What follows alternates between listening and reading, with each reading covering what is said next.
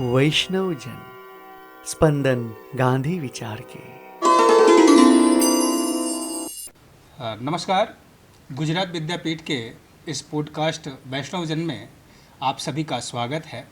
मैं प्रोफेसर महेश नारायण दीक्षित इस पॉडकास्ट के माध्यम से एक ऐसे व्यक्तित्व से आप सबका परिचय कराने जा रहा हूं और साथ ही साथ भारतीय संस्कृति और शिक्षा के संदर्भ में जो वार्तालाप होगा उस वार्तालाप के साथ उस व्यक्तित्व का क्या संबंध है और उनके क्या विचार हैं उनके बारे में आप सबको मैं अवगत कराने का प्रयास करूंगा। दोस्तों, जैसा कि हम सब जानते हैं कि ये भूमि महात्मा गांधी की है। उनके द्वारा स्थापित इस गुजरात विद्यापीठ में शताब्दियों से एक सेवा कार्य चल रहा है, एक यज्ञ चल रहा है शिक्षा का, और उसमें बड़े बड़े मनीषी जुड़े और अपनी अपनी बातों को, अपनी अपनी सेवाओं के द्वारा इस भूमि को ही नहीं बल्कि इस भारतवर्ष को प्रतिष्ठित किया है। ऐसी ही इसी एक श्रृंखला में हमारे सम्मुख एक शिक्षा शास्त्री जो कि सहज व्यक्तित्व के धनी हैं और बड़े ही विद्वान हैं और साथ ही साथ जो भाषाओं पर और साथ ही साथ शिक्षा शास्त्र के क्षेत्र में एक अपनी विशेष दखल रखते हैं, तो उन व्यक्तित्व का मैं आप सबसे परिचय कराना चाहूँगा। मेरे साथ उपस्थित है प्रोफेसर प्रेम नारायण सिंह जी। आपका जन्म गाजीपुर के एक छोटे से गांव में हुआ और वहां से शिक्षा दीक्षा प्राप्त करते हुए आप आज एक अंतर्राष्ट्रीय संस्था जो कि शिक्षा के क्षेत्र में कार्यरत है उसके निदेशक पद को शोभायमान कर रहे हैं। कहा जाता है कि कुछ पद होते हैं जिनसे व्यक्ति सुशोभित होता है और कुछ व्यक्ति होते हैं जिनसे पद सुशोभित होता है। तो हमारे साथ जो प्रोफेसर प्रेम नारायण सिंह जी हैं उनसे यह पद सुशोभित हो रहा है, यह हम सब शिक्षार्थियों के लिए बड़े ही गौरव की बात है। तो आइए उस व्यक्तित्व से हम रूबरू होते हैं।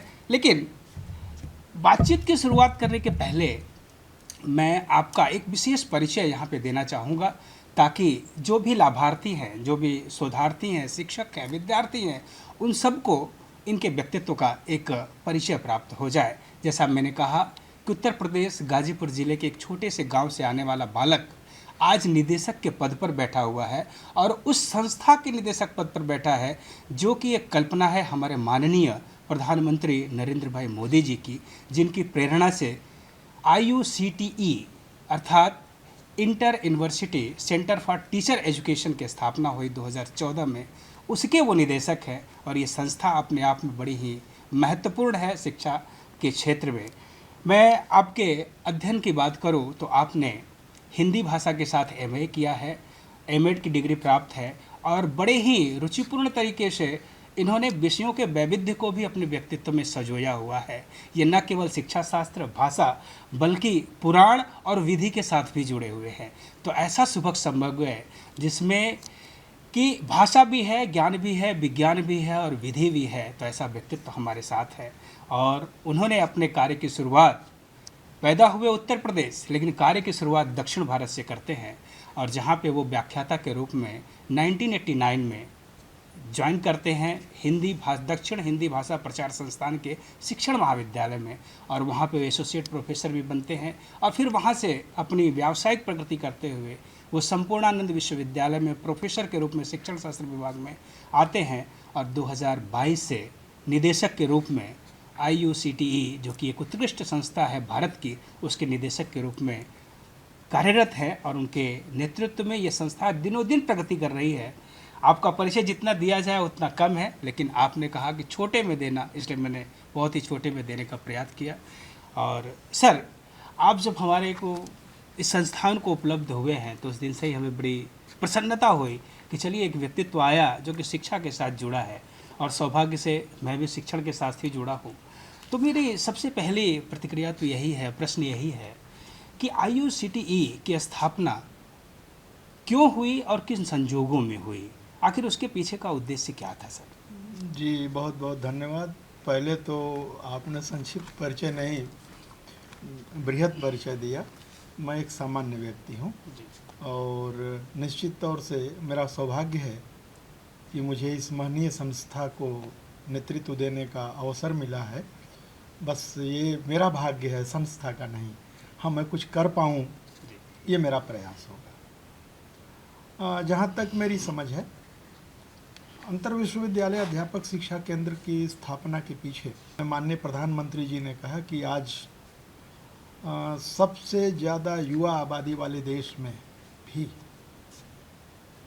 वो सामर्थ्य है कि वो देश को और दुनिया को नेतृत्व दे सके, और उसका माध्यम होगी शिक्षा, और जहाँ शिक्षा होगी वहाँ शिक्षक की भूमिका बड़ी महत्वपूर्ण होगी। जी शिक्षक की भूमिका अगर महत्वपूर्ण है जी तो शिक्षकों की तैयारी, और शिक्षकों की तैयारी के क्रम में दो पक्ष हैं। एक सेवा में आने के पूर्व के अध्यापक, यानी वे लोग जो सेवा पूर्व अभी तैयारी होगी उनकी। जी दूसरा हम जैसे लोग जो सेवा में आ गए आ हैं। चुके हैं। जी सेवा में तो आ गए, जी हमारी शिक्षा दीक्षा या हमारा प्रशिक्षण जिस रूप में हुआ, जी बदलते समय में उसमें काफ़ी परिवर्तन आ गए। जी समय के साथ जुड़े रहना पड़ेगा।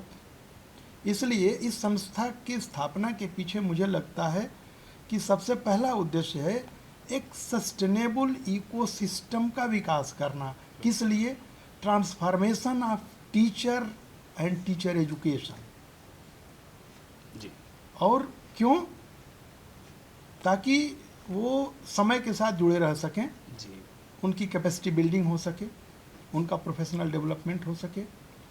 दूसरा, ये संस्था पेडागॉजिकल एस्पेक्ट पर रिसर्च इनोवेशन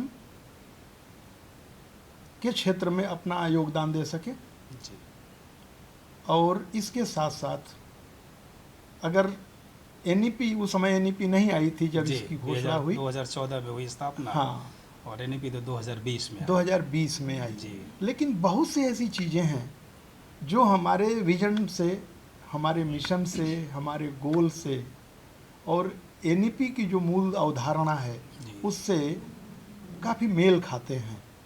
तो इसलिए हमें एनईपी के साथ आगे बढ़ने में जी कोई दिक्कत नहीं है, और बल्कि हम उसमें अपना योगदान क्या दे सकते हैं, ये हम नित्य नया हम कुछ खोजते रहते हैं, और फिर जो अपने सीमित संसाधन हैं, सीमित क्षमता है, उसमें बेहतर क्या कर सकें ये प्रयास करते रहते हैं।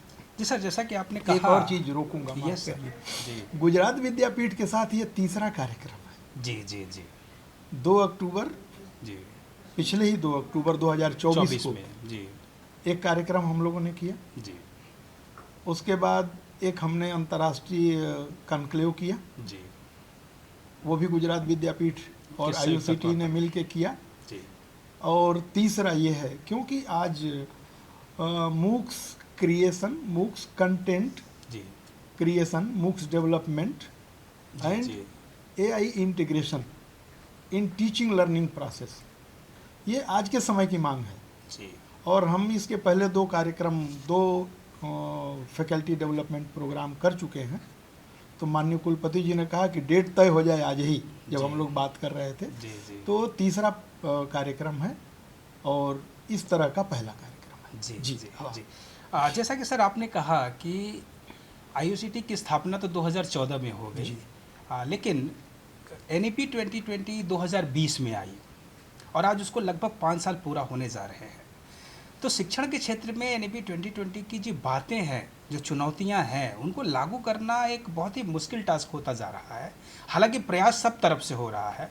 तो उसमें आईसीटी की भूमिका के साथ साथ जो आईयूसीटीई है, आपकी संस्था है, वो कैसे योगदान कर दे सकती है, और कैसे शिक्षक प्रशिक्षण कार्यक्रम को आगे बढ़ाने में वो मदद रूप हो सकती है? जी, बहुत अच्छी बात है।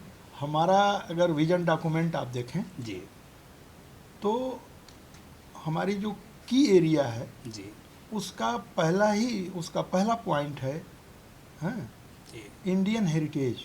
ओके, ये मेरे ख्याल से जहाँ तक मुझे याद है पहला, बिल्कुल बिल्कुल बिल्कुल। ठीक है ना। जी दूसरा, एनईपी कहती है अपने परिचय में ही कि यह सनातन भारतीय मूल्यों के आलोक में जी विकसित जी शिक्षा नीति है, एक बात। दूसरी बात एनईपी कहती है कि स्थानीयता से, यानी जिसको हम हमारे प्रधानमंत्री भी कहते हैं कि लोकल टू ग्लोबल, जी हैं, ठीक है ना। जी जी जी तो उसके लिए भाषा महत्वपूर्ण है, बिल्कुल। स्थानीयता को ध्यान में रखते हुए आगे बढ़ने का प्रयास। जी। तीसरा, एनईपी के 2 महत्वपूर्ण, बल्कि हम 4 महत्वपूर्ण अध्याय कहें। एक अध्याय 5 जो शिक्षक से जुड़ा है। जी। अध्याय 15 शिक्षक शिक्षा से जुड़ा है। जी बिल्कुल। ठीक है ना। जी जी। और ये अंतर विश्वविद्यालय अध्यापक शिक्षा केंद्र है। जी। तो अगर एनईपी शिक्षक की बात करती है तो शिक्षक की बात करती है तो शिक्षक के तैयारी की भी बात होती है। बिल्कुल। शिक्षक शिक्षा की बात करती है तो शिक्षक शिक्षा में क्या होना चाहिए उसकी भी बात करती है। यह शिक्षा केंद्र जो एनईपी की अवधारणा है जी। उसको पूरा करने में अपना योगदान दे रहा है और देगा। कुछ और बातें हैं, जैसे तकनीकी शिक्षा। जैसे आज का ये कार्यक्रम है, ये जो 6 दिन का जी, तो technology integration in teaching learning, ये आज समय की मांग है। बिल्कुल। आईयूसीटी ये काम कर रही है। जी। अब ये काम तो टेक्नोलॉजी इंटीग्रेशन का है, किसके माध्यम से होगा? टीचर की तैयारी के माध्यम से। बिल्कुल, वो केंद्र स्थान में है, जैसा कि शिक्षा नीति भी कहती है। हाँ, तो टीचर की तैयारी। जी।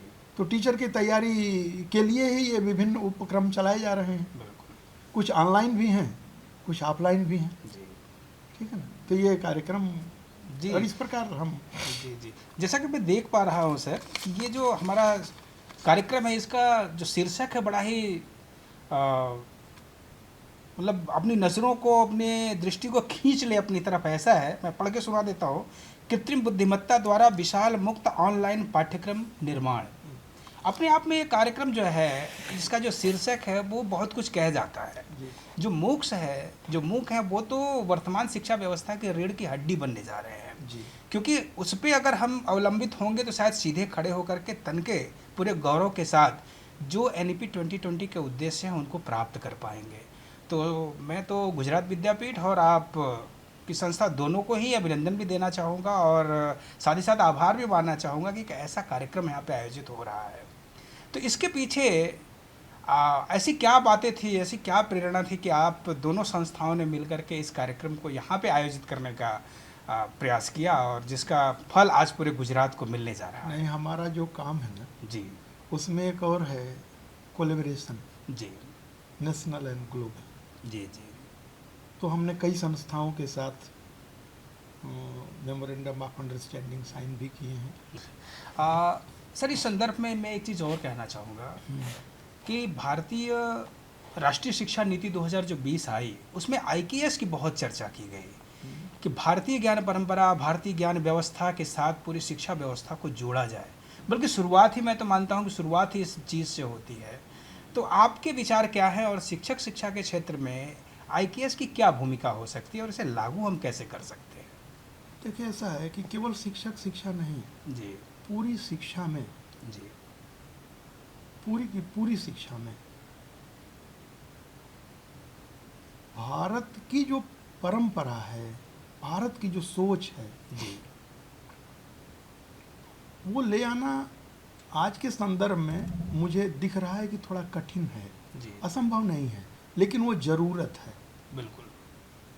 वो हमारी ज़रूरत है, क्योंकि जब हम बात करते हैं ना सस्टेनेबल इकोसिस्टम की, बिल्कुल। सस्टेनेबिलिटी की, जी, तो क्या कारण था कि वैदिक काल से लेकर के और बौद्ध काल तक, और बौद्ध काल को छोड़ दीजिए, हमने वो कालखंड नहीं देखा, लेकिन हम लोगों ने जो प्राइमरी में जो माध्यमिक में जो देखा, जी, जी, अपने प्रारंभिक शिक्षा के दिनों में, वो क्या कारण था कि तब की व्यवस्था अब तक चली आ रही है किसी न किसी रूप में। बिल्कुल। बहुत परिवर्तन हुआ। हाँ, जी। पिछले 20-25 वर्षों में तकनीकी के क्षेत्र में बहुत परिवर्तन हुआ। जी, लेकिन हम इसको इस रूप में देखते हैं कि हमारी चुनौती ये नहीं है कि हम तकनीकी के साथ जुड़ पाएं या न जुड़ पाएं। बिल्कुल। वो तो जुड़ जाएंगे, जुड़ेंगे ही। अभी कोविड ने ये साबित कर दिया, जिसके पास जो था और जो जहाँ था, हम लोगों ने बहुत से वेबिनार कर डाले, घर से बाहर नहीं निकलना होता था और मोबाइल पे जुड़ के कर डाले। तो ये क्या है? ये मानव की मतलब प्रकृति है कि वो चैन से नहीं रह सकता। इनोवेशन करेगा, और जो उसके पास संसाधन उपलब्ध है उसी के साथ करेगा। जी और ये साबित हो गया, समय समय पर ये साबित होता रहता है। लेकिन सबसे बड़ी चुनौती अगर कोई है तो वह मन स्थिति बदलने की है। बिल्कुल। पुराना सब कुछ ग्राह्य नहीं होता, न तो नया सब कुछ ग्राह्य है। जी तो आदमी का माइंडसेट बदलना होगा, नहीं तो एक आदमी, परमाणु का अगर आविष्कार होता है जी तो उसका सकारात्मक उपयोग भी होता है और नकारात्मक उपयोग के लिए पूरी दुनिया डर रही है। एक ही आदमी में राम और रावण दोनों ही दोनों बसते है। हैं। हमें किसका तो विकास करना है? अगर ये राम का देखना है। विकास करना है जी तो भारत की परंपरा को व्यक्तित्व के उस पहलू से जोड़ना होगा जहां उसका चारित्रिक विकास हो, जी। और तब वो जो तकनीकी ज्ञान प्राप्त करेगा उसका सकारात्मक विकास होगा, सकारात्मक उपयोग करेगा, यानी सदुपयोग करेगा। जी। और नहीं तो दुरुपयोग के संसाधन और अवसर दोनों बहुत हैं। जी जी तो ये पहली चुनौती है कि वो ज्ञान का किस प्रकार सार्थक, सकारात्मक और संतुलित उपयोग कर सके, इसका विकास। भारत की पूरी चिंतन परंपरा इस पर बल देती रही है। अभी क्या है, पूरे हिंदुस्तान में जी। मुझे एक बात कहने में गुरेज अब नहीं है हम्म, कि हम भारत को इंडिया के चश्मे से और ज्ञान को नॉलेज के चश्मे से देखना जिस दिन बंद कर देंगे, उस दिन भारत में भारतीय ज्ञान की प्रतिस्थापना हो जाएगी। और जब तक नॉलेज को, ज्ञान को नॉलेज के चश्मे से और भारत को इंडिया के चश्मे से देखेंगे, ये कठिन होगा।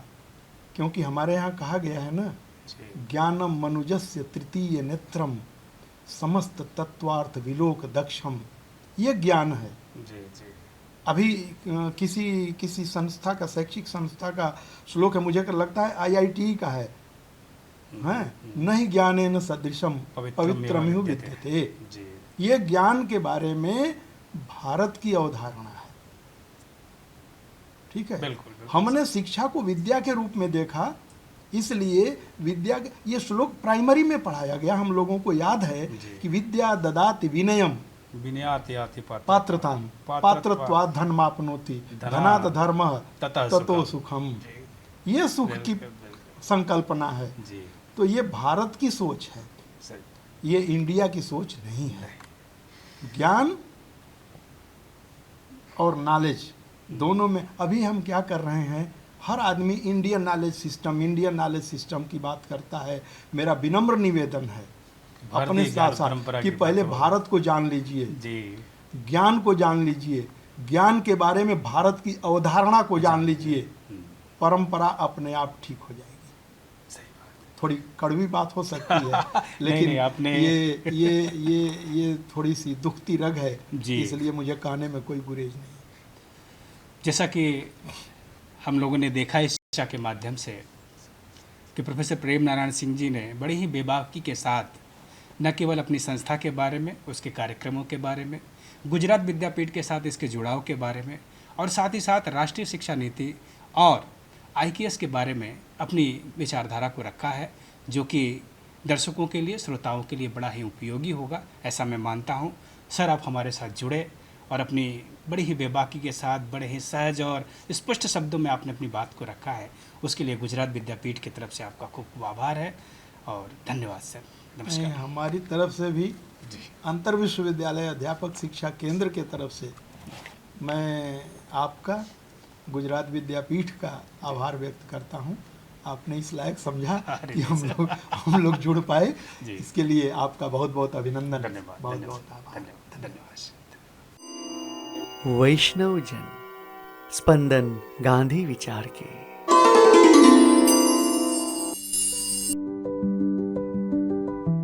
ગુજરાત વિદ્યાપીઠનું વૈષ્ણવજન સ્પંદન ગાંધી વિચારના પોડકાસ્ટ વિવિધ ક્ષેત્રના તજજ્ઞો સાથે સાર્થક સંવાદ કરે છે।